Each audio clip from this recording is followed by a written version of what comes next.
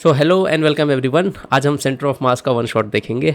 बहुत ही interesting chapter है, एक ऐसा चैप्टर जो मुझे पढ़ाने बहुत मज़ा आता है। जनरली मैं कोई चैप्टर कभी किसी डेफिनेशन से स्टार्ट नहीं करता हूँ, लेकिन इसकी डेफिनेशन समझना बहुत इंपॉर्टेंट है। तो चलिए बिना किसी देरी के इसके स्टार्ट करते हैं हम। तो सेंटर ऑफ मास की सबसे पहले डेफिनेशन क्या है?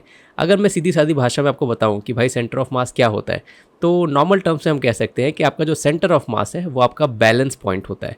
तो हम अलग अलग ऑब्जेक्ट्स को बचपन से स्कूल लाइफ से ही बैलेंस करते आ रहे हैं। जैसे कि ये हमारा फूड स्केल हमने देखा है बचपन से, तो हम जानते हैं कि अगर हम इसको बैलेंस करते हैं तो इसका बैलेंस पॉइंट हमको एग्जैक्ट 15 पे मिलता है।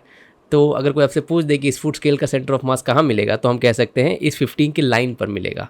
तो आप बोलोगे सर लाइन पे मिलेगा मतलब क्या होता है? तो बेसिकली हम इसको दोनों तरीके से इसको बैलेंस करेंगे। अगर आप इसको along this x axis balance करेंगे तो यू विल फाइंड कि sir it will B along here. Similarly अगर आप इसको अलॉन्ग दिस एक्सिस बैलेंस करेंगे यू विल फाइंड कि सर ये अलॉन्ग दिस लाइन है। तो उन दोनों का जो इंटरसेक्शन पॉइंट मिलेगा हमको, वो जो ये मिलेगा, यहाँ पर इसका सेंटर ऑफ मास होगा। तो पहली चीज़ तो ये हो गई। तो ये हो गया यूनिफॉर्म मास था कि हर जगह हर पार्टिकल का मास सेम टू सेम था, तो जिसके वजह से हमें ये चीज़ परफेक्टली सेंटर में मिली।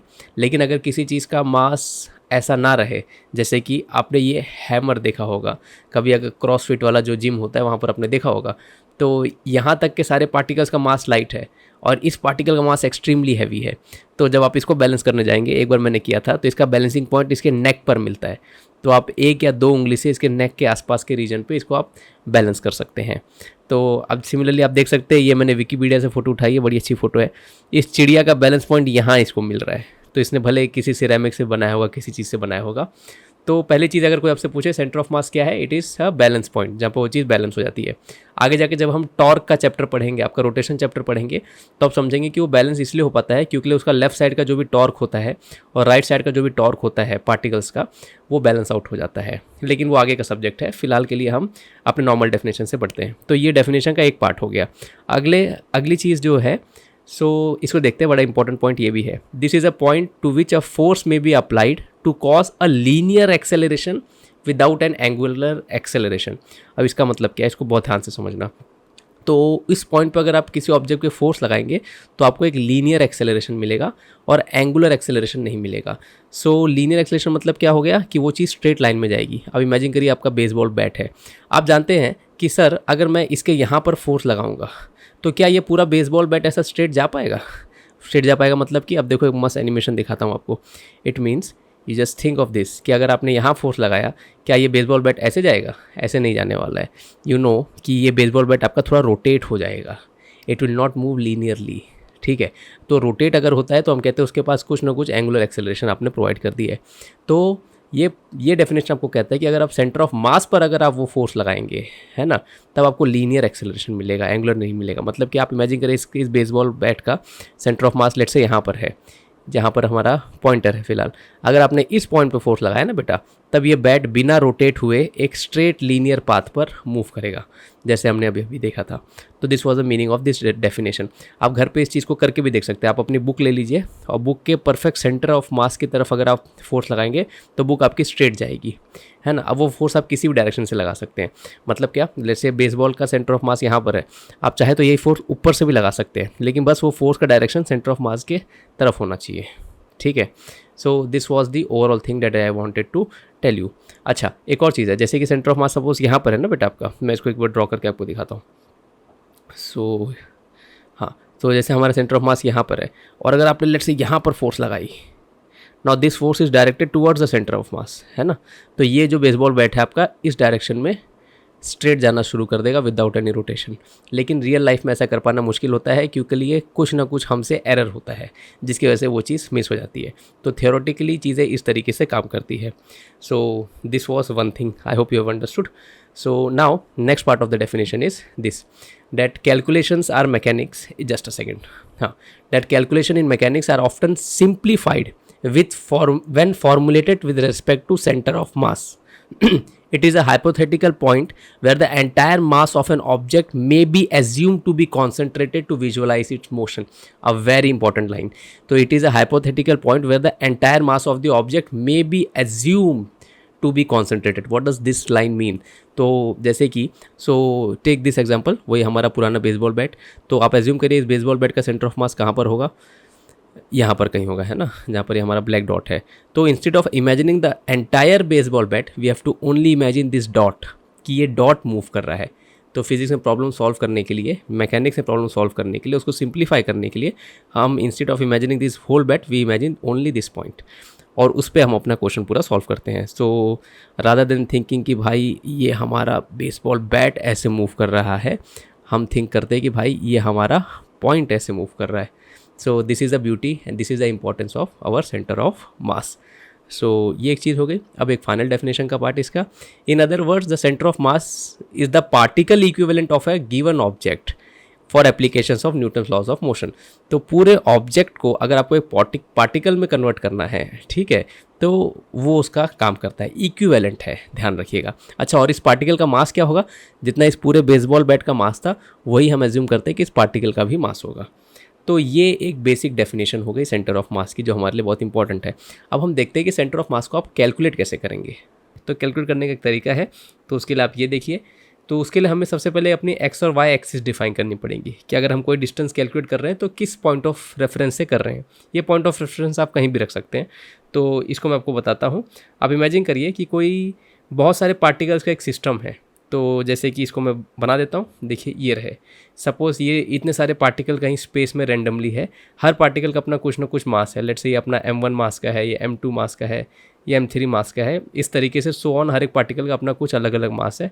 अब हर पार्टिकल का पास अपना खुद ना कुछ एक्स और वाई की पोजीशन होगी, है ना। इसकी अपनी खुद की कुछ x1 पोजीशन होगी और कुछ ना कुछ यहाँ से y1 पोजीशन होगी, सिंपली इसका xy कोऑर्डिनेट। सिमिलरली यहाँ पर कोई रैंडम पॉइंट है तो उसका कुछ ना कुछ x होगा और कुछ ना कुछ उसका y होगा। तो ईच एंड एवरी पार्टिकल है सम x एंड y कोऑर्डिनेट। अगर ये 2 डायमेंशनल है तो खाली x और y होंगे, और 3 डायमेंशनल हो जाएगा तो x y z हो जाएंगे। तो ये जो बेटा अभी भी हमने ड्रॉ किया है, ये जो पूरा का पूरे जो पार्टिकल्स अभी भी अचानक से प्रकट हो गए हैं, इनको हम एक सिस्टम मान लेते हैं। तो इस पूरे सिस्टम का सेंटर ऑफ मास कैसे आप निकालेंगे? तो ये हमारे सामने चैलेंज है। तो इसका हमारा एक बहुत ही सिंपल सा फॉर्मूला है, इसका आपको डेरिवेशन नहीं है। So the formula goes like this बेटा, कि आपका जो इस पूरा जो सिस्टम अभी भी हमने प्रकट किया है, ये वाले इतने सारे पार्टिकल्स का जो सिस्टम है, इसका सेंटर ऑफ मास का जो एक्स कोऑर्डिनेट होगा, इसको हम XCM कहते हैं। इट विल बी, कोई भी एक पार्टिकल को आप M1 मान लीजिए, हमने इस वाले को माना है, तो I will say it is M1, उसका x coordinate into X1 plus second particle M2 into X2 plus M3 into X3 and so on. जितने भी पार्टिकल होंगे उतने तक आपको ये करते रहना है, divide by sum of all the particles, जितने भी पार्टिकल होंगे, that is M1 plus M2 plus M3 plus so on. This is one simple formula for calculating XCM of the center of mass. So this was one thing.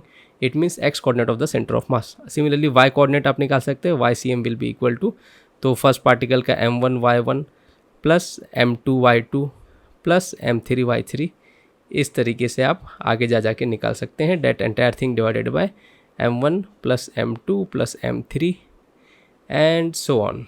I hope ये समझे। अब अगर ये 3 dimensional चीज़ होगी तो इसका आप z coordinate भी आप निकाल सकते हैं बेटा यहाँ से। तो it will be M1 Z1 plus M2 Z2, bracket में लिखना चाहे तो लिख सकते हैं, नहीं लिखना चाहे तो भी लिख सकते हैं।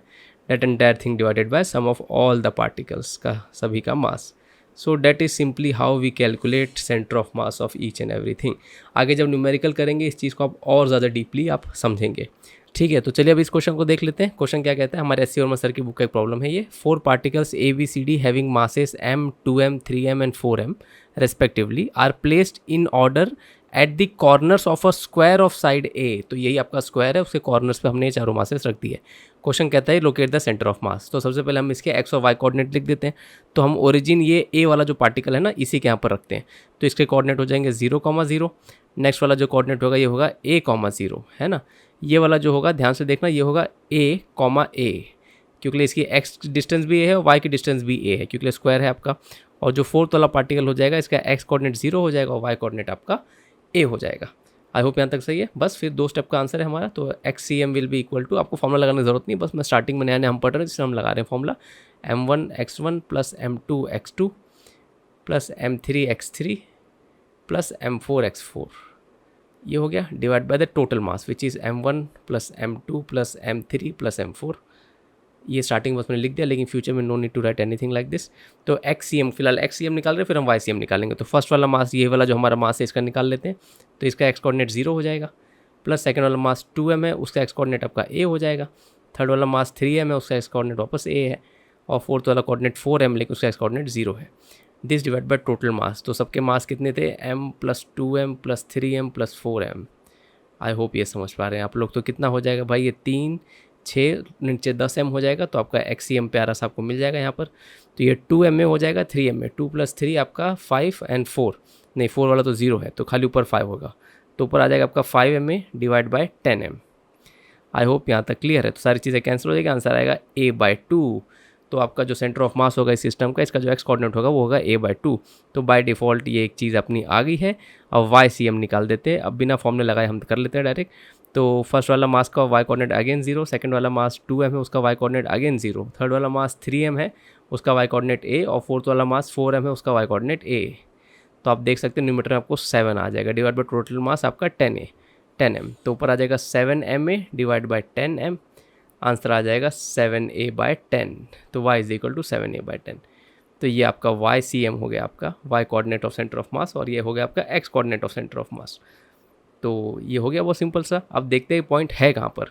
तो XCM तो a/2 है, तो a/2 आपका कहाँ पर पड़ेगा, let me to change the pen colour. तो a/2 बेटा आपका देख रहे हो यहाँ पड़ेगा, परफेक्ट। अब इस लाइन पे कहीं ऊपर होगा, अब वो कहाँ होगा, 7/10 which is 0.7 times of a। मतलब a तो पूरा ऊपर चल जाओगे तो पूरा a हो जाएगा, 70% ऑफ इट। 70% ऑफ इट मतलब कहाँ हो जाएगा, 50% बीच में होगा, 70% यहाँ पर होगा। तो यहाँ पर कहीं आपका सेंटर ऑफ मास बेटा लाई करेगा। आई होप इस चीज़ को आप बहुत अच्छे से समझे हैं। So this was one step. तो इस पूरे ऑब्जेक्ट का, ये जो हमारा जो भी सिस्टम था, इसका सेंटर ऑफ मास आपका यहाँ पर लाई करेगा। ऐसा क्यों हुआ आप देखो, इसको समझते हैं। ऊपर वाले जो पार्टिकल्स थे वो हैवियर मास थे, है ना। ऊपर आप देख सकते हैं 3m और 4m दोनों के दोनों ऊपर के साइड है, दीज आर हैवियर, इसीलिए आपका सेंटर ऑफ मास ऊपर की तरफ शिफ्ट हो गया है। अगर यही क्या बोलते सारे पार्टिकल्स का मास सेम होता तो ये परफेक्टली आपका सेंटर पे आ जाता, ये जो पॉइंट है वहाँ पर आ जाता, लेकिन अभी यहाँ पर नहीं आया है। सो इस चीज़ को समझना बहुत ज़्यादा इंपॉर्टेंट है, इसलिए मुझे चैप्टर पढ़ाना भी बहुत ज़्यादा पसंद है। So this was one stuff. I hope ये आप समझ गए। तो फाइनल आंसर आपको एग्जाम में कैसे लिखना होगा बस, तो we have to write it like this. तो ऑप्शन में आपको यही होगा कि option will be a/2, 7/10a। तो यही आपका एक ऑप्शन होगा जिसको आपको टिक मार्क करके आना रहेगा। फाइन। तो अब हम देखने वाले हैं centre of mass of a complex system. तो अभी तक हमने पार्टिकल सिस्टम का सेंटर ऑफ मास निकालना सीख लिया कि कैसे अलग अलग पार्टिकल्स होंगे, तो उसका XCM, YCM और ZCM निकाल सकते हैं आप। अब हम देखते हैं कि centre of mass of a complex system. Complex system मतलब कि आप इमेजिन करिए कि ऐसा एक ऑब्जेक्ट है, यहाँ पर एक ऑब्जेक्ट है, इसका सेंटर ऑफ मास कहीं यहाँ पर है, और लेट से कोई और ऐसा ऑब्जेक्ट है जो यहाँ पर है, इसका सेंटर ऑफ मास लेट से यहाँ पर है। फाइन। आप क्वेश्चन करें कि ये दोनों पार्टिकल मिला के एक इमेजिनरी सिस्टम बना रहे हैं फॉर एग्जाम्पल, और क्वेश्चन पूछेगा कि इस इमेजिनरी सिस्टम का सेंटर ऑफ मास कहाँ पर होगा। तो आपको क्या करना है ऐसे क्वेश्चंस में कि आपको ऐसे दो अलग अलग पार्टिकल्स दे दिए, आपको क्या करना है, पहले एक का सेंटर ऑफ मास निकाल लेना है, फिर दूसरे का सेंटर ऑफ मास निकाल लेना है। फिर बस इसी पर आपने जो प्रीवियस कॉन्सेप्ट यूज़ किया है कि आपको क्या करना है, इन दोनों मासेस को पॉइंट मास एज्यूम करना है ना। हमने सेंटर ऑफ मास की डेफिनेशन में देखा है, centre of mass is a point जहाँ पर आप उस पूरे ऑब्जेक्ट का मास कॉन्सेंट्रेट करके एज्यूम कर सकते हैं। तो now you have to forget all this both the objects and now you have to see them as 2 point masses. तो ये दो हमारे पॉइंट मास हो जाएंगे, आपको अपनी ओरिजिन स्पेसिफाई कर देनी है और वैसे के वैसे इसको सॉल्व कर लेना है। सो डेट इज़ वन पार्ट। तो अब हम इसके ऊपर एक एग्जांपल भी देख लेते हैं। देखिए क्वेश्चन क्या कह रहा है, बहुत अच्छा क्वेश्चन है ये भी। क्वेश्चन कहता है कि we have 2 identical uniform rods AB and CD। Identical मतलब कि उनकी लेंथ भी सेम है, मास भी सेम है। तो ये आपका AB है और ये AB आपको हॉरिजॉन्टल वाला है और CD आपका ये वर्टिकल वाला है। सो क्वेश्चन इसका कहेगा कि सेंटर ऑफ मास निकालिए। Each of length L are joint by a T shape frame. ठीक है, तो ये टी शेप फ्रेम से हमने ज्वाइन कर दिया, दोनों की लेंथ भी L है। Locate the centre of mass of the frame. इस पूरे फ्रेम का है ना, ये पूरे फ्रेम का सेंटर ऑफ मास कहाँ होगा। सो ये क्वेश्चन कहता है the centre of mass of the uniform rod is at the middle of the point. ये कॉमन सेंस है आपका कि किसी भी आपके इस यूनिफॉर्म रॉड का सेंटर ऑफ मास उसके सेंटर पे होगा। तो देखिए इस क्वेश्चन कैसे करना है, अभी जो हमने पढ़ा है कॉन्सेप्ट। तो ये आपका एक कॉम्प्लेक्स सिस्टम है जिसमें आपके पास 2 रॉड्स है। तो पहली रॉड आपकी हॉरिजॉन्टल है, दूसरी रॉड आपकी वर्टिकल है। तो आपको क्या करना है, दोनों का पहले इंडिविजुअल सेंटर मास निकाल लेना है। तो ये जो ऊपर वाली हॉरिजॉन्टल रॉड है इसका सेंटर ऑफ मास यहाँ पर C पर आ जाएगा, और जो ये वर्टिकल रॉड है C से लेके D तक, इसका सेंटर ऑफ मास इसके सेंटर पे आ जाएगा। अब आपने क्या करना है, अब आपने सब कुछ भूल जाना। अब आपने बस देखना है कि हमारे पास एक पार्टिकल है जो यहाँ पर है और दूसरा पार्टिकल है जो यहाँ पर है। You have to forget the rod and you just have to find the centre of mass of this system. तो ये जो पार्टिकल है ऊपर वाला, अब दोनों का मास हम m मान लेते हैं, identical mass. Since they both are of identical mass, तो इनका भी सेंटर ऑफ मास परफेक्टली बीच में ही आएगा। तो ये वाली चीज़ आई होप आप समझ गए। तो इस पूरे सिस्टम का जो सेंटर ऑफ मास होगा वो यहाँ पर आएगा। हाँ, अगर यही क्वेश्चन थोड़ा ट्रिक कर देता, क्वेश्चन कहता है कि भाई ये ए बी वाला जो है ये 3 टाइम्स ऑफ m है, तब आपको कैलकुलेट करना पड़ता है ना। अगर लेट्स से इस क्वेश्चन को हम थोड़ा सा चेंज कर देते जानबूझ के, लेट्स से हम कहते हैं कि ए बी जो है इसका मास 3m है और सी डी का मास m है, फाइन। तो ये आपका ए बी भी लेकिन आपका यूनिफॉर्म मास है, तो यूनिफॉर्म मास है तो इसका वापस सेंटर ऑफ मास सी पर आ जाएगा। सो लेट्स से ये पॉइंट हमारा सी है, ये पॉइंट हमारा ई है नीचे वाला। तो अब लेट्स से क्वेश्चन कहता है कि इसका मास 3m है और इसका m है, तब इसका सेंटर ऑफ मास इस सिस्टम का बीच में आने वाला नहीं है, तब वो कहीं ना कहीं ऊपर शिफ्ट हो जाएगा, है ना। तो वापस हम निकाल सकते हैं यहाँ पर, क्योंकि ये आपका y एक्सिस है तो हम YCM हम लगा सकते हैं यहाँ पर। तो हम कह देंगे 3m को ही हम ओरिजिन मान लेते हैं। अगर हम इसी को ओरिजिन मान लेते हैं तो ये हमारा नीचे वाला पॉइंट हो जाएगा, है ना। सो अगर हम इसी को ओरिजिन मान ले तो 3m टाइम्स ऑफ 0 इसका y coordinate plus m times of, इसको हम क्या बोलते हैं, ओरिजिन माना हुआ है, तो आपके एक्सिस से नीचे वाला डिस्टेंस आपका नेगेटिव हो जाएगा, है ना। तो ये डिस्टेंस आपका जो भी होगा, तो वो लेंथ l थी तो ये l/2 हो जाएगा, तो -l/2 हम पुट कर देंगे। आई होप ये समझ पा रहे हो, क्योंकि हम नीचे की तरफ ट्रैवल किए हैं, डिवाइड बाय 3m + m। तो आप निकाल सकते हैं, it will be -ml/2 into 4m, mm will get cancel. So आप देख सकते हैं -l/8, ठीक है। -l/8 मतलब क्या हो गया कि आपका ये जो डिस्टेंस है ये l/2 ये पूरा था, है ना। l/8 मतलब कि यहाँ पर आपका एकदम क्लोज ऊपर की तरफ आपका सेंटर ऑफ मास यहाँ पर शिफ्ट हो जाएगा। आई होप ये वाला पॉइंट आप अच्छे से समझ पाए हैं कि कैसे इसको सॉल्व करना था। So this is how we deal with complex stuff.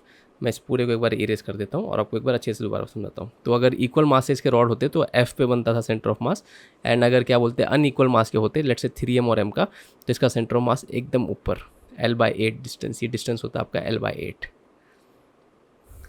So I hope ये लॉजिक आप समझ पाएँ कि कैसे हमको कॉम्प्लेक्स सिस्टम को सॉल्व करना है। एक और एग्जांपल देखते हैं, बहुत ही फेमस SC वर्मा सर का एग्जांपल है। सो बड़ा प्यारा क्वेश्चन है, क्योंकि एज अ स्टूडेंट हमने इसको सॉल्व किया था, पहली बार में आया नहीं था, बहुत दिमाग भी ख़राब किया था। तो देखते हैं क्वेश्चन क्या कहता है। कहता है 7 होमोजेनियस ब्रिक्स, तो ईंटें हैं आपकी, of length L are arrange as shown in the figure. Each brick is displace with respect to one in contact by L/10। हर एक ब्रिक को L/10 डिस्टेंस से हमने डिस्प्लेस किया है। इसका मतलब क्या हो गया, लेट्स से पहली ब्रिक आपको दिख रही है ना, इसके ऊपर जो सेकंड ब्रिक है वो उससे L/10 डिस्टेंस आगे है। मतलब क्या, ये जो डिस्टेंस दिख रहा है छोटा सा वो L/10 का है, उसके नेक्स्ट वाली वापस से L/10 डिस्टेंस आगे है। तो इस तरीके से है। आई होप ये समझ पा रहे हो। तो हर ब्रिक के बीच में जो छोटा सा डिस्टेंस दिख रहा है, ये डिस्टेंस आपका L/10 है। So this was one thing. आगे क्वेश्चन कहता है find the coordinate of the centre of mass relative to the origin. तो खाली एक्स कोऑर्डिनेट पूछ रहा है आपसे, फाइन। सो एक्स कोऑर्डिनेट हम निकालते हैं। तो हम यहाँ पर क्या बोलते हैं कि ओरिजिन को ही, ये जो ओ दिख रहा है पॉइंट, इसी ओ पॉइंट को हम ओरिजिन मान लेते हैं। तो यहाँ पर बस कैसे करेंगे, पहले हर एक का सेंटर ऑफ मास देखते कहाँ पर होता है। तो सबसे नीचे वाली जो ब्रिक होगी आपका, इसका सेंटर ऑफ मास कहाँ होगा, since the brick length is L, तो इसका सेंटर ऑफ मास आपका L/2 पे हो जाएगा, एक्स कोऑर्डिनेट, है ना। अच्छा, अब इस वाले ब्रिक का कहाँ पर हो जाएगा। सो अगर आप बहुत ध्यान से देखेंगे तो आप कहेंगे sir it will B L/2 plus वो जो छोटा सा डिस्टेंस जो आगे गया है L/10, वहाँ पर हो जाएगा, है ना। बस फिर बाकी पूरा का पूरा काम आपका आसान है। थर्ड वाले ब्रिक का कहाँ हो जाएगा, L/2 प्लस, क्योंकि अब इसके पास 2 ब्रिक आगे जा चुके हैं ना, तो इट विल बी 2L/10 और 2L/10।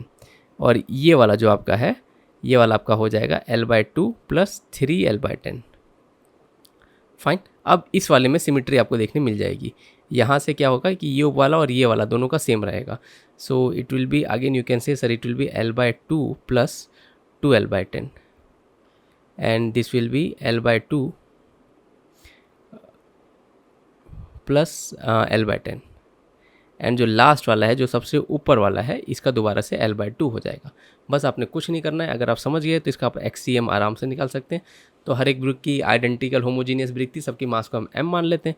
तो सबसे नीचे वाले ब्रिक का हो जाएगा m L/2, सेकंड वाले का हो जाएगा m L/2 plus L/10, third वाले ब्रिक का हो जाएगा m L/2 plus 2L/10, and ऊपर जो फोर्थ वाली ब्रिक है उसका हो जाएगा m L/2 प्लस 3L/10।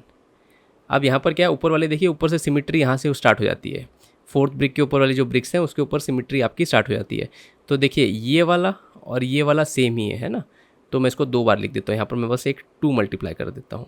और सिमिलरली उसके जो ऊपर वाला है वो भी सेम ही है, तो इसलिए मैं वहाँ पर मैंने एक और 2 मल्टीप्लाई कर दिया। तो instead of writing it twice we have multiplied 2 over here. Fine, I hope ये क्लियर है। तो ये वाला और ये वाला जो ब्रिक है इनके लिए हमारे पास ऑलरेडी 2 है, तो इसके लिए हमने यहाँ पर और इसमें 2 मल्टीप्लाई कर दिया। इसके बाद अब देखिए जो सबसे ऊपर वाला है वो तो खाली L/2 पर है ना, तो ये जो नीचे वाला था उसका आइडेंटिकल है, तो नीचे वाले पर भी हम यहाँ पर एक 2 मल्टीप्लाई कर देंगे यहाँ पर।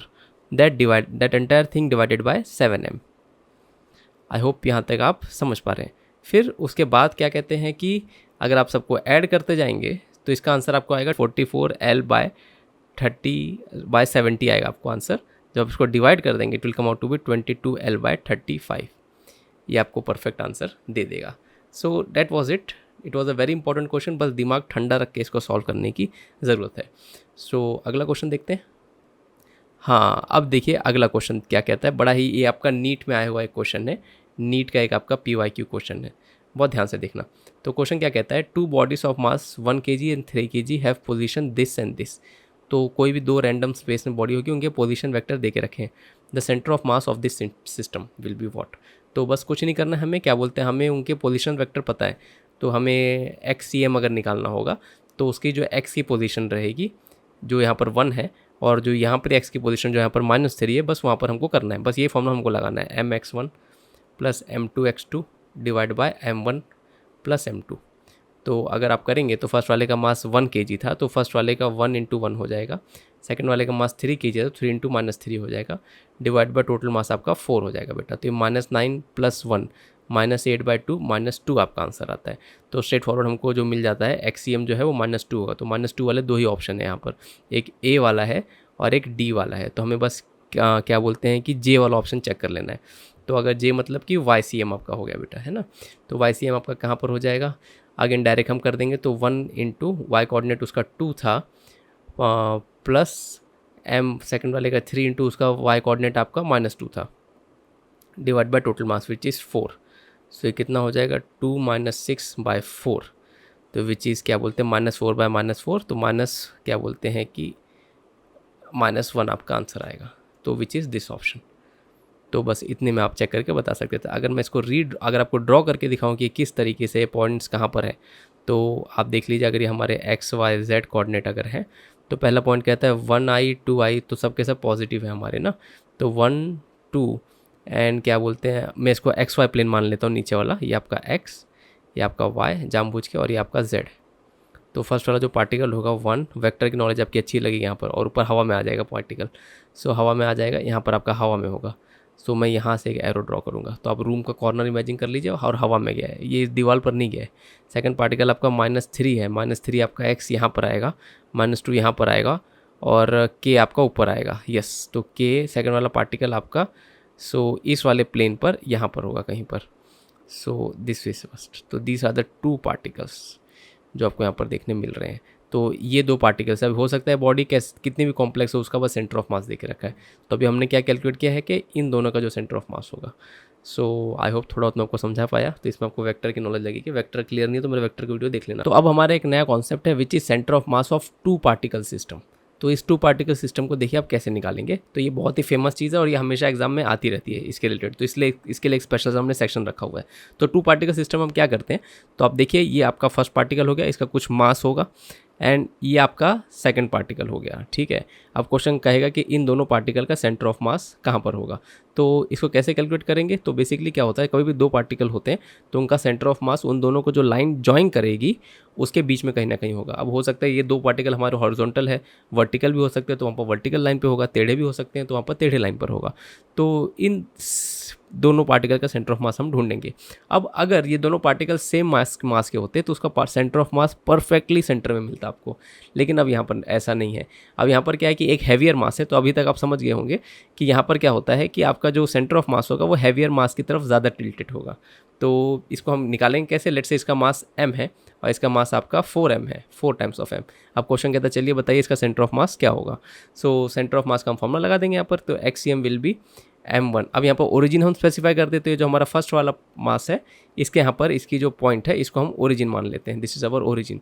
सो लेट्स से दोनों के बीच का डिस्टेंस कुछ था, तो total centre to centre distance को हम लोग क्या बोलते हैं, a बोल देते हैं फॉर एग्जाम्पल, है ना।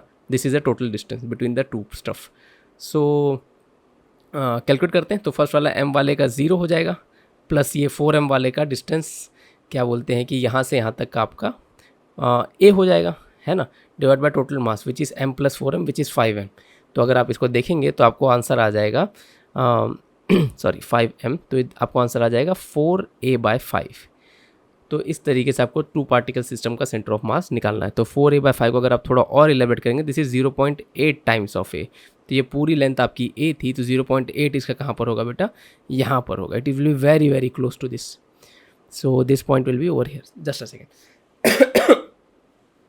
Okay, so this point will be over here, so very close. So 80% तो यहाँ पर होगा इन दोनों का सेंटर ऑफ मास।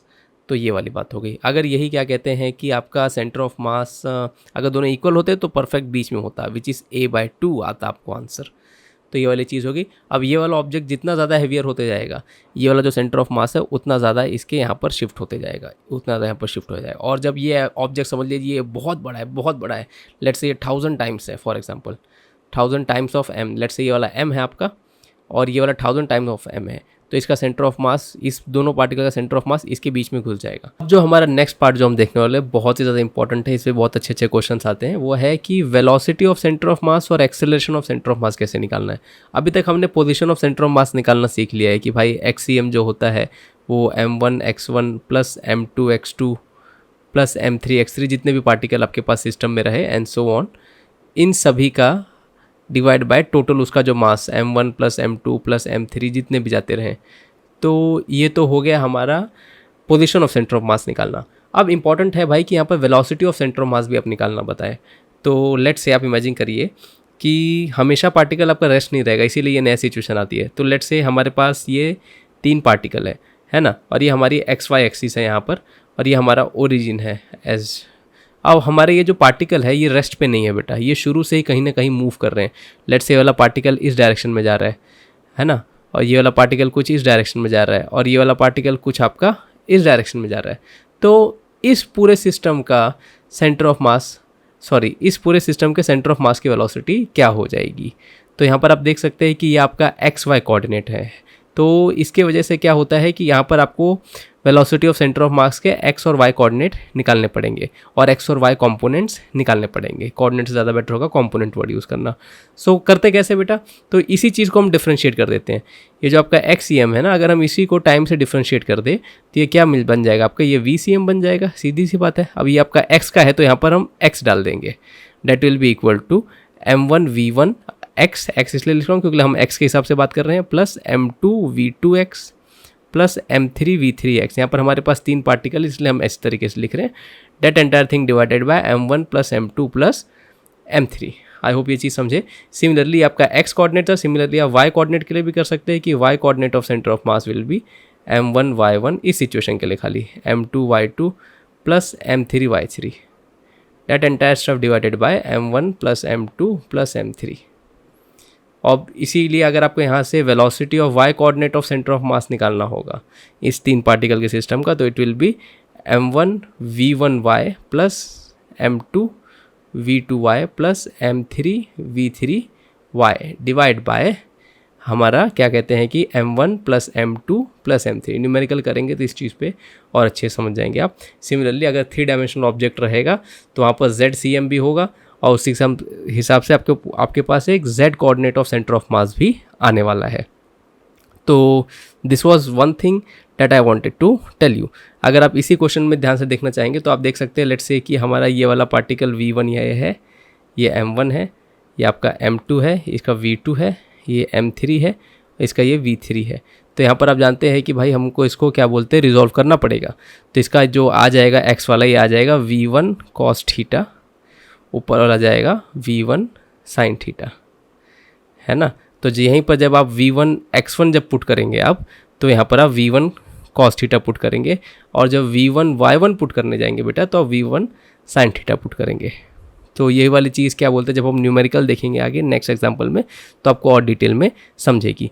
तो ये तो हो गया बच्चा अपना क्या बोलते हैं कि velocity of centre of mass. Similarly आप acceleration of centre of mass भी निकाल सकते हैं। कैसे निकालेंगे, जाहिर सी बात है अब तक समझ गए होंगे। तो इसी जो वेलोसिटी वाला पार्ट है इसी को हम फर्दर डिफ्रेंशिएट कर देंगे। हाँ, तो अब एक्सेलरेशन ऑफ सेंटर ऑफ मास के लिए हमें क्या करना है, बस इसी को डिफ्रेंशिएट करना है जो नीचे वाला है। तो ये क्या हो जाएगा, एक्सेलरेशन ऑफ, ठीक है, x component of centre of mass. तो इट विल बी अगेन, आप जानते हैं A1 M1 A1 plus M2 A2 plus M3 A3, यहाँ पर x लिख देता हूँ क्योंकि हमें एक्सेलरेशन का x कॉम्पोनेंट चाहिए होगा। That entire stuff divided by M1 plus M2 plus M3, है ना। फिर सिमिलरली अगर हमको क्या बोलते हैं कि AYCM चाहिए तो हम लिख देंगे M1 A1Y plus M2 A2Y। अच्छे से नोट्स लिखना है इसका M2 A2Y plus M3 A3Y। Okay, so this is one thing that I want to tell, divide by M1 plus M2 plus M3। बहुत अच्छे से लिखना है इसको, दिस इज एक्सट्रीमली इंपॉर्टेंट। तो इस तरीके से अगर क्वेश्चन देता है, ऑलरेडी क्वेश्चन में दिया हुआ है कि चीज़ें ऑलरेडी मूव हो रही हैं, कुछ ना कुछ हो रहा है उनके साथ, तो इस तरीके से आप उसका acceleration of centre of mass, velocity of centre of मास, ये सारी चीज़ें कैलकुलेट कर सकते हैं। अब इसमें एक लास्ट पार्ट है डेरिवेशन का जो हमें देखना है।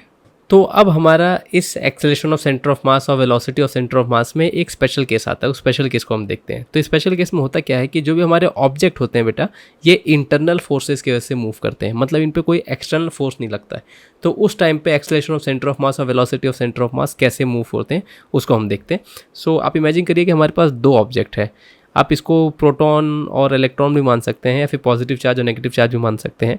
तो लेट्स से हमने इन दोनों को अगल बगल में रखा हुआ है, हमने पहले इन दोनों को हाथ से पकड़ के रखा था, तो हाथ से तो नहीं पकड़ सकते, लेट्स से किसी भी थ्रू एक्सटर्नल मीडियम हमने इसको पकड़ के रखा हुआ था। तो पकड़ के रखा हुआ था तो इसका कुछ ना कुछ कहीं ना कहीं सेंटर ऑफ मास होगा, बिकॉज इन दोनों का मास डिफरेंट है, अलग अलग चीज़ें हैं। तो अब होता क्या बेटा यहाँ पर कि हम इसको रिलीज़ कर देते हैं, हम इसको भी छोड़ देते हैं, हम इसको भी छोड़ देते हैं। तो छोड़ने की वजह से क्या होता है, क्योंकि लेट्स से ये हमारा पॉजिटिव चार्ज और लेट्स से हमारा नेगेटिव चार्ज है, तो ये वाला इसको इस तरफ धक्का मारता है और ये वाला इसको इस तरफ धक्का मारता है। तो ये जो ये लोग धक्का मार रहे हैं, ये जो धक्का मारना है ये इनका एक इंटरनल फोर्स है, किसी और ने बाहर से फोर्स नहीं लगाया है, इन लोगों ने अपने आप ही अपने अंदर से इस फोर्स को पैदा किया हुआ है। So this will experience a force in this direction and this will experience a force in this direction. ये फोर्स जो होती है बेटा, ये म्यूचुअल फोर्स होती है, ये आप आगे जाके 12th स्टैंडर्ड में पढ़ेंगे इलेक्ट्रोस्टैटिक्स में। मतलब क्या, इस फोर्स की value exactly same to same होती है। सो ये क्यू है, कैसे है वो आप फ्यूचर में पढ़ेंगे, तो बस फिलहाल आप इस चीज़ को ध्यान रखिएगा। सो कभी भी म्यूचुअल फोर्स से कोई चीज़ टूटती है तो उस पर वो फोर्स सेम लगती है। तो अब हम इसका एक्सेलरेशन ऑफ सेंटर ऑफ मास निकालने की कोशिश करते हैं।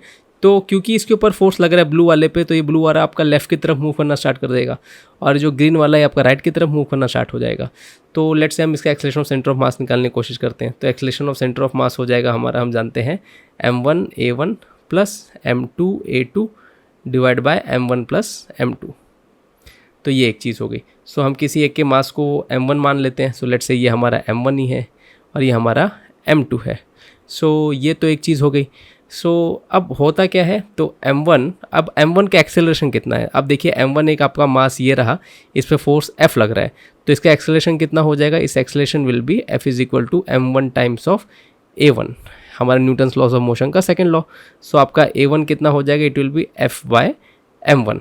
तो हम इसको लिख सकते हैं। अब क्योंकि ये एक्सेलरेशन आपका लेफ्ट साइड में है, क्योंकि फोर्स आपकी इस ऑब्जेक्ट पे लेफ्ट साइड पे लग रही है ब्लू वाले पर, तो इसको हम नेगेटिव में लिखेंगे।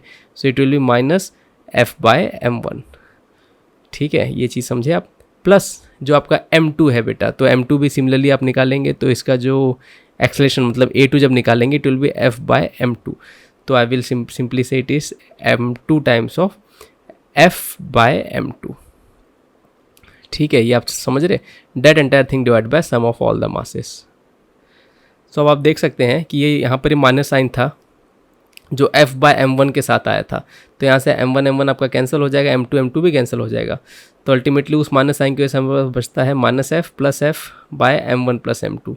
और यही सबसे मज़ेदार चीज़ है कि आपका acceleration of centre of mass आपका आता है 0 इस केस में। ठीक है, इसका मतलब ये होगा कि सेंटर ऑफ मास को कोई एक्सेलरेशन मिला ही नहीं। एक्सेलरेशन नहीं मिला तो सेंटर ऑफ मास के पास कोई वेलोसिटी भी नहीं थी, इसका मतलब VCM भी आपका 0 है। तो this is a very important part कि कभी भी आपका ऑब्जेक्ट, कभी भी आपके जो ऑब्जेक्ट्स होंगे, अगर वो म्यूचुअल अट्रैक्शन फोर्स या फिर म्यूचुअल रिपल्शन फोर्स या फिर इंटरनल फोर्स, अगर इनकी वजह से अगर मूव होता है, तो वहाँ पर सेंटर ऑफ मास के पास कोई भी मोशन नहीं होगा। कोई भी मोशन नहीं होगा मतलब कि जो मोशन उसके पास पहले था वही होगा। तो मैक्सिमम केसेस में क्वेश्चन ऐसे ही देगा कि आपका इनिशियली सिस्टम रेस्ट पर है, ये जो ब्लू और क्या बोलते हैं कि ग्रीन वाला जो सर्कल है ये आपका सिस्टम है, दोनों मिला के एक सिस्टम बनाते हैं। ये सिस्टम आपका इनिशियली रेस्ट पर है, सो सिस्टम आपका इनिशियली रेस्ट पर है एंड ऑटोमेटिकली इस पर इंटरनल फोर्सेस लगनी स्टार्ट हो गई। तो बताओ इसका सेंटर ऑफ मास के साथ क्या होगा, इसकी पोजीशन क्या होगी सेंटर ऑफ मास की। तो इस केस में होता ये है बेटा कि सेंटर ऑफ मास पे कोई वेलोसिटी उसको मिलती नहीं है, तो velocity of centre of mass zero. मतलब अगर स्टार्टिंग में इसका सेंटर ऑफ मास रेस्ट पर है तो लेट्स से कि इन दोनों का सेंटर ऑफ मास कहाँ पर होगा। लेट्स से इसका सेंटर ऑफ मास यहाँ पर है, इसका यहाँ पर है। जब दोनों का निकालोगे तो यहाँ पर कहीं पर इसका सेंटर ऑफ मास आएगा, है ना, क्योंकि रेड ग्रीन वाला भारी है। सो ये जो मेरा जो फिलहाल जो पॉइंटर आपको दिख रहा है ये इसका सेंटर ऑफ मास बता रहा है। तो भले ये दोनों ऑब्जेक्ट्स दूर दूर जाएंगे लेकिन सेंटर ऑफ मास वहीं का वहीं पे रहेगा, क्योंकि velocity of centre of mass zero है।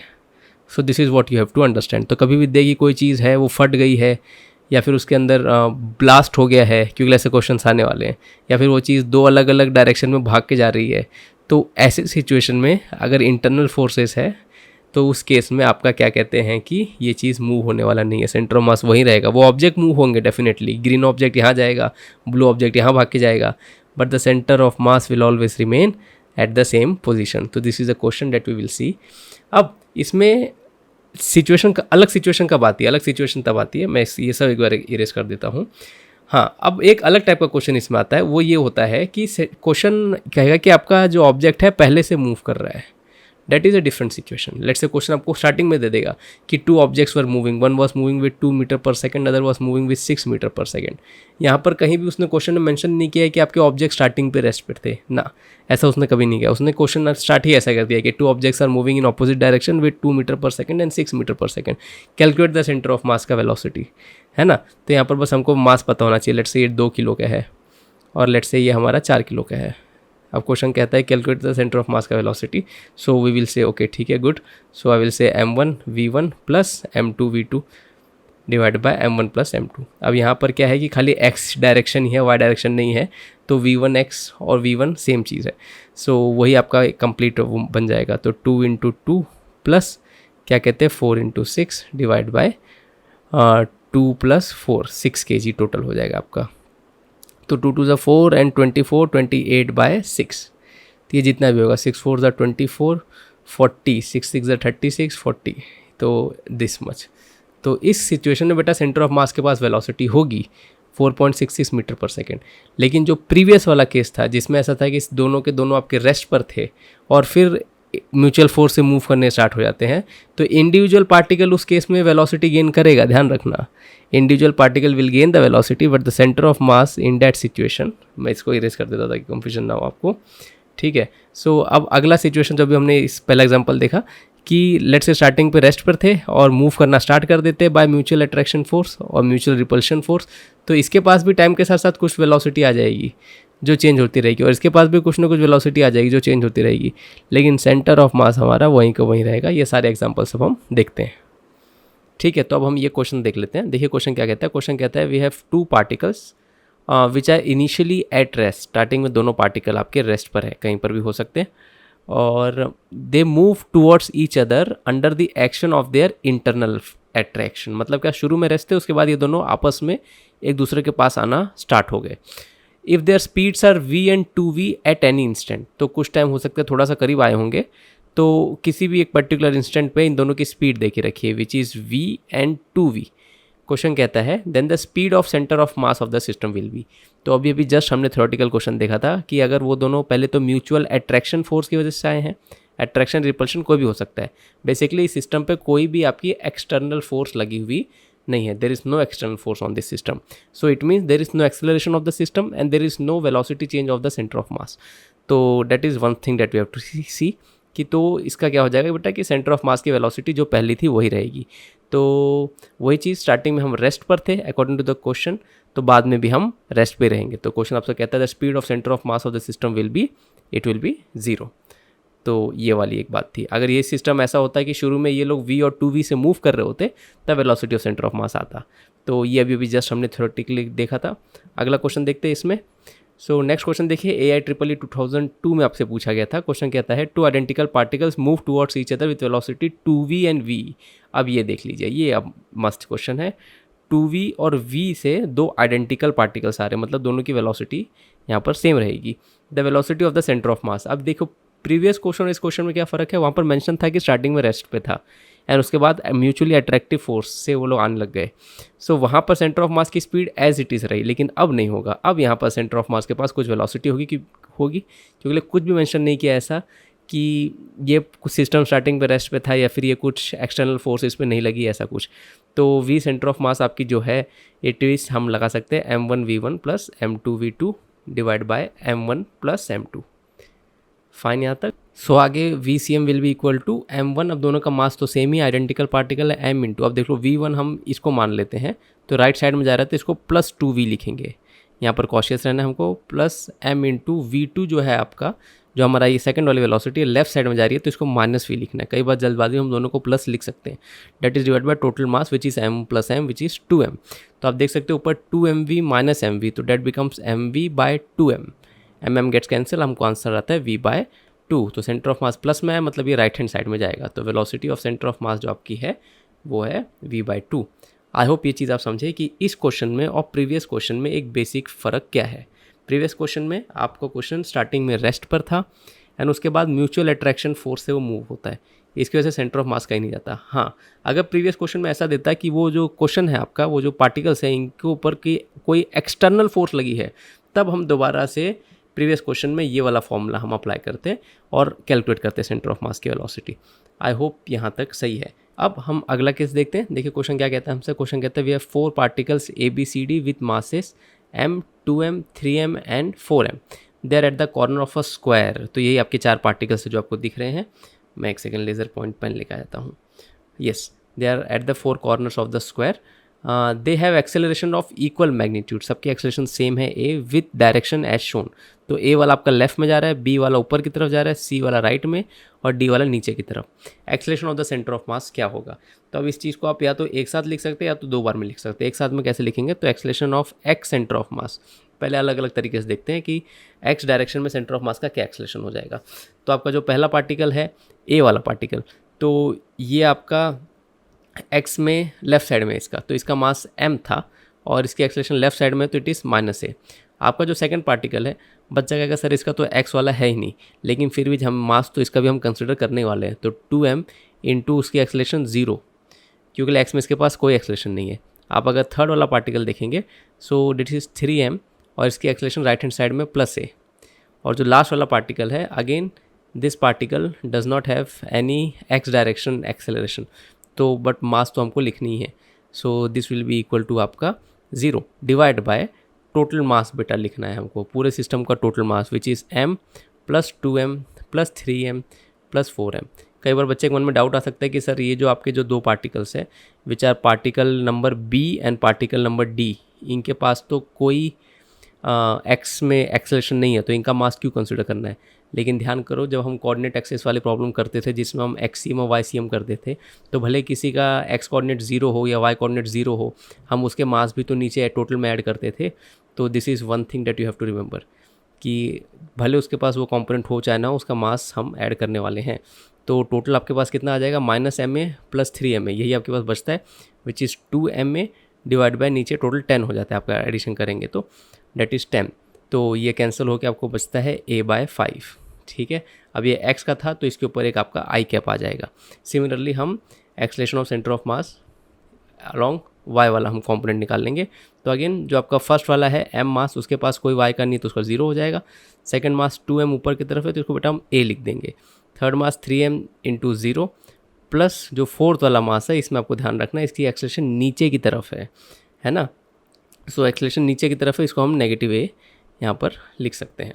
So this was one stuff, that entire thing will be divided by इसका total mass, again this is 10m।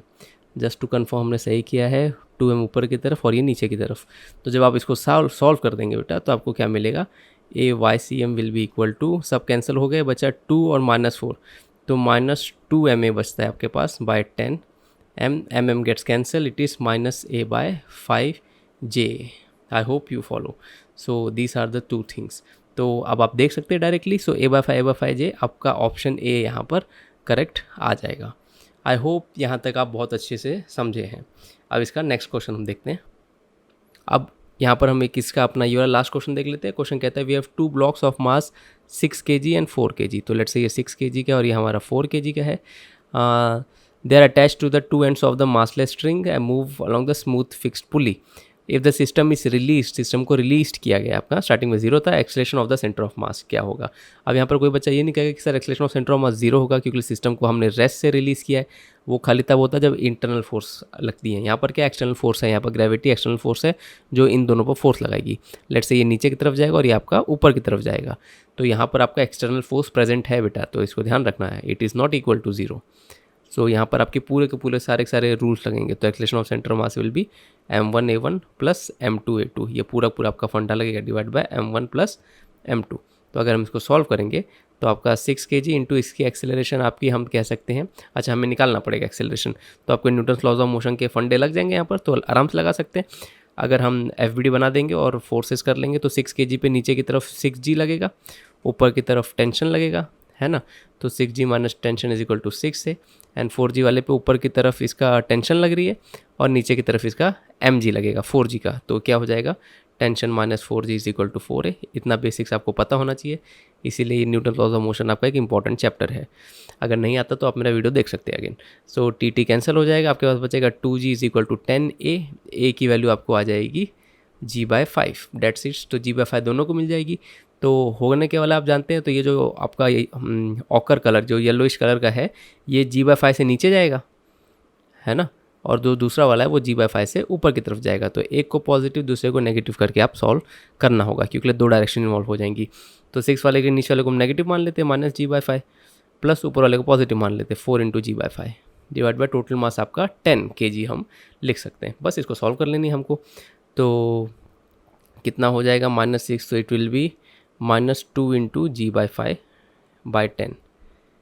तो इसको आप देख सकते हैं 2 1 2 5 तो it will B -g/25, minus नीचे की तरफ में लिखा था, तो आपका ऑप्शन सी बेटा यहाँ पर करेक्ट आ जाएगा। सो आई होप यहाँ तक समझे। तो it is g/25 vertically downwards. I hope यहाँ तक आप अच्छे से समझ गए कि कैसे एक्सेलरेशन और वेलोसिटी ऑफ सेंटर ऑफ मास के क्वेश्चंस को करना है हमको। सो आई होप आपको सेंटर ऑफ मास पढ़ने में बहुत मज़ा आया। ये मुझे पढ़ाना बहुत पसंद है और इसके सारे के सारे इंटरेस्टिंग क्वेश्चंस हमने डिस्कस किए हैं, सबके सब मोस्टली PYQ थे। अब आप यहाँ से अपने फाउंडेशन और बिल्ड करके और क्वेश्चन इस पर सॉल्व कर सकते हैं। सारे के सारे में एक ही टाइप, इसी टाइप के क्वेश्चंस आपको देखने मिलेंगे। So thank you so much बच्चों। वीडियो को ज़रूर लाइक, शेयर और सब्सक्राइब करना और आगे की वीडियोज़ भी देखते रहना। Take care, God bless you. तो अब यहाँ पर हमारा एक स्पेशल केस आएगा। एक्चुअली स्पेशल नहीं, बहुत ही स्पेशल केस है। तो अभी तक तो हम देख रहे थे कि अलग अलग चीज़ जब कंबाइन हो रहे थे तो उनका सेंटर ऑफ मास कैसे निकालते हैं। अब ये होगा कि अब हम किसी ऑब्जेक्ट में से कुछ पर्टिकुलर पार्ट कट करके निकाल देंगे, तो अब उस पूरे कॉन्फ़िगरेशन का सेंटर ऑफ मास क्या होगा वो अब हम निकालना सीखेंगे। तो उसके लिए अब आप देख सकते हैं, जैसे हमारे पास सपोज ये हमारा एक डिस्क शेप है जिसका रेडियस r होगा, ठीक है, डायमीटर 2r है तो रेडियस विल बी r। अब इसमें से क्वेश्चन कहेगा कि आप r रेडियस को कट करके बाहर निकाल दीजिए। तो लेट्स से हम इसको ऐसे कर देते हैं। अब हमने r रेडियस कट करके बाहर निकाल दिया। अब क्वेश्चन कहेगा कि ये जो आपको जो ब्लू शेडेड खाली दिख रहा है इसका सेंटर ऑफ मास क्या होगा। अब सिचुएशन को पहले हम समझते हैं। जब ये पूरा का पूरा स्फीयर था बच्चा, तो इसका सेंटर ऑफ मास आप सब जानते हैं कि यहाँ पर कहीं ना कहीं सेंटर पर होगा। लेकिन अब जैसे आपने क्या बोलते हैं कि कुछ पार्ट कट करके निकाल दिया, इसका सेंटर ऑफ मास क्या हो जाएगा, थोड़ा सा पीछे चले जाएगा। सो वही क्वेश्चन पूछेगा कि ये जो नया जो पॉइंट है ये पॉइंट कहाँ पर रहेगा। So this is what we have to find out. हाँ, यहाँ पर ड्रॉ करने पे मुझसे सेंटर ऑफ मास जो था थोड़ा साइड में आ गया है, मतलब हम एज्यूम कर लेते हैं कि यहाँ पर था पहले। Okay, so this was our older center of mass and अब जब कट करके निकाल देंगे आप, तो ये हमारा नया सेंटर ऑफ मास हो जाएगा। तो क्वेश्चन वही पूछेगा कि ये वाला पॉइंट आपका कहाँ पर आएगा। तो इसको करेंगे कैसे, इसको ऐसे करते हैं हम एज्यूम करते हैं कि यहाँ पर हम दो चीज़ों को एक साथ लेके आ रहे हैं। मतलब क्या, जैसे आप ये फिगर देखिए, इमेजिन करिए ये आपका स्पीयर था और ये देखिए कुछ इस तरीके से आप इमेजिन करिए कि हमारे पास दो ऑब्जेक्ट है। एक ऑब्जेक्ट ये ब्लू वाला है और दूसरा ऑब्जेक्ट ये येलो वाला है। अब आप इमेजिन करिए कि हम इन दोनों को एक साथ लेके आ रहे हैं। तो एक साथ लाने के बाद इस पूरे सिस्टम का सेंटर ऑफ मास क्या हो जाएगा, बस हमें वही कैलकुलेट करना है। सो ध्यान से देखिएगा इसको हम कैसे करते हैं। So we start like this. So ये जो आपका येलो वाला है बेटा, ये तो परफेक्ट सर्कल है, इसका सेंटर ऑफ मास यहाँ पर कहीं पर होगा। ओके, और ये जो पूरा ब्लू वाला था आपका जो क्रिसेंट मून की तरह है, इसका सेंटर ऑफ मास यहाँ पर कहीं पर होगा बिकॉज ऑफ सिमेट्री। अब हम जानते हैं जब हमने इन दोनों सिस्टम को एक के ऊपर एक रख दिया है तो इनका centre of mass by default यहाँ पर बीच में एकदम परफेक्टली आने वाला है। तो इसी तरीके से हम इसको सॉल्व करने वाले हैं। तो एक्चुअली हमको ढूंढना यही है, लेकिन इसको ढूंढने के लिए हम एक रिवर्स टेक्निक यूज़ करते हैं। तो इंस्टेड ऑफ सेइंग कि हमने मास कट करके निकाल दिया, वी थिंक लाइक कि हमने दो मास को अलग अलग लाकर रख दिया है। सो अब कैसे करेंगे हम, यही जो हमारा जो सेंटर है ना बेटा, ये वाला जो ओरिजिनल सेंटर हुआ करता था, उसी को हम सेंटर ऑफ मास एज्यूम करके चलते हैं, ठीक है, क्योंकि हमको पता है वो वहीं पर है। तो ये जो आपको ब्लू कलर का क्रिसेंट मून दिख रहा है और ये जो येलो कलर का दिख रहा है, इसके लिए हम इक्वेशन कैसे लिखेंगे, will write it as XCM is equal to M1 जो ब्लू वाला है उसका मास इंटू X1 ब्लू वाले का सेंटर ऑफ मास, जो आपका बेटा ये डिस्टेंस हो जाएगा, इसी को हम X1 कह रहे हैं यहाँ पर। प्लस अब हमने यहाँ पर एक येलो वाले को ला के रखा हुआ है, तो लेट्स से ये डिस्टेंस आपका X2 है, तो येलो वाले का मास M2 और उसका distance X2 divide by total mass. So M1 plus M2 that will make the total mass of the disc, जो स्टार्टिंग आपको क्वेश्चन में दिया होगा। सो अब हम जानते हैं, क्योंकि हमने सेंटर ऑफ मास जो XCM माना है, उसी को हम जानते हैं कि सेंटर ऑफ मास उधर ही आने वाला है, मतलब इसकी वैल्यू तो जीरो हो जाएगी। यस, तो इसी पॉइंट को हमने कोऑर्डिनेट एक्सिस का सेंटर ऑफ मास मांग के रखा है ना, और इसी से हम डिस्टेंस निकाल रहे हैं इस पूरे ऑब्जेक्ट का। सो ये ज़ीरो हो जाएगा, तो आपके पास बचेगा क्या, M1 X1 plus M2 X2, अब आप समझ गए सारी चीज़ें, डिवाइड बाय M। तो आपके पास अल्टीमेटली क्या बचता है, we will gate M1 X1, आपको X2 के लिए इसको सॉल्व, आपको X1 के लिए सॉल्व करना था, is equal to minus M2 X2, और X1 की वैल्यू बेटा कितनी आ जाएगी, वो minus M2 X2 divide by M1। ये जो माइनस साइन दिख रहा है, इट टेल्स कि ये जो आपका पॉइंट है ये पीछे चले गया है। सही बात है, हमने जब इसको ओरिजिन मान लिया था, तो माइनस साइन मीन्स कि हमारा ये जो डिस्टेंस है ये पीछे के साइड, नेगेटिव साइड में चलेगा, इसलिए आपको माइनस दिख रहा है। अब क्वेश्चन है कि M2 और M1 कैसे निकालेंगे। देखो क्वेश्चन में दिया रहेगा कि पूरे डिस्क का मास M है, तो अब होता क्या है कि जैसे आप इसमें से कुछ एरिया कट करके निकाल देंगे, तो मास भी उसके इक्विवेलेंट प्रोपोर्शन में कम होते जाएगा, सीधी सी बात है। सो अगर पूरे डिस्क का मास M था, तो रिमेनिंग ये जो वाइट डिस्क है जिसको हमने कट करके निकाल दिया, इसका मास कितना होगा, और उसको निकालने की वजह से जो रिमेनिंग ब्लू डिस्क है जिसका मास हमने M1 माना है, और जो निकली हुई डिस्क है जिसका मास M2 माना है, ये कितना हो जाएगा। तो इसको भी हम डायरेक्टली कर सकते हैं। तो इसको करने के लिए एक बहुत ही सिंपल सी टेक्निक आप लगा सकते हैं कि पूरे स्पीयर का, पूरा जो आपका डिस्क था, इसका जो रेडियस, इसका एरिया क्या था, πr²। यस, तो इसका पूरा मास था M, तो इस तरीके से हम डायरेक्ट प्रोपोर्शन लगा सकते हैं। तो जब आपने क्या बोलते हैं कि ये वाला मास जो वाइट वाला दिख रहा है, या फिर ये जो येलो वाला सर्कल दिख रहा है, जब आपने इसको कट करके निकाल दिया होगा, तो उसका मास कितना होगा, तो उसका एरिया हम निकाल लेंगे। तो उसका रेडियस r/2 है, अगर हम ध्यान से देखें तो ये डिस्टेंस आपका जो होगा इट विल बी r/2, तो उसका एरिया कितना हो जाएगा, πr/2 द होल स्क्वायर, है ना बेटा। तो ये कितना आ जाएगा, πr²/4, तो आप देख सकते हैं 1/4 एरिया हो गया है। तो मास और एरिया डायरेक्ट प्रोपोर्शनेट है, क्योंकि आपका ऑब्जेक्ट सिमेट्रिकल है ना, तो यहाँ पर आपका मास भी बेटा 1/4 हो जाएगा। तो ये वाली चीज़ है। तो ये जो येलो वाला पोर्शन है या फिर ये जो वाइट वाला पोर्शन है, इसका जो मास है बेटा, ये आपका 1/4 ऑफ द टोटल मास हो जाएगा। एंड सिमिलरली जो रिमेनिंग पोर्शन होगा वो M-M/4 हो जाएगा, विच इज़ 3M/4।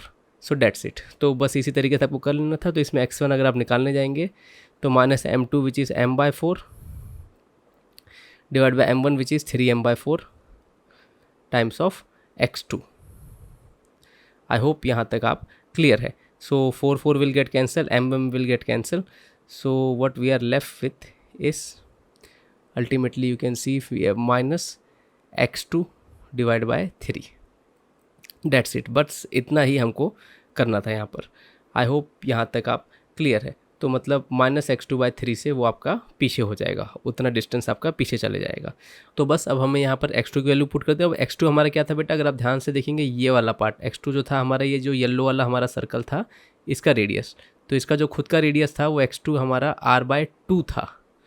ठीक है, सो आप जब यहाँ पर पुट कर देंगे तो -r/2 पुट करेंगे तो 2 3 6 हो जाएगा। तो ये जो -r/6 ये क्या बता रहा है कि आपका जो सेंटर ऑफ मास है पीछे जा चुका है। फाइन, सो कितना पीछे जा चुका है, r/6। तो आप देख सकते हैं कि आपका सेंटर ऑफ मास पहले यहाँ पर था, ये जो बड़ा वाला था, रुको पॉइंटर्स आपको दिखाता हूँ, just give me a second.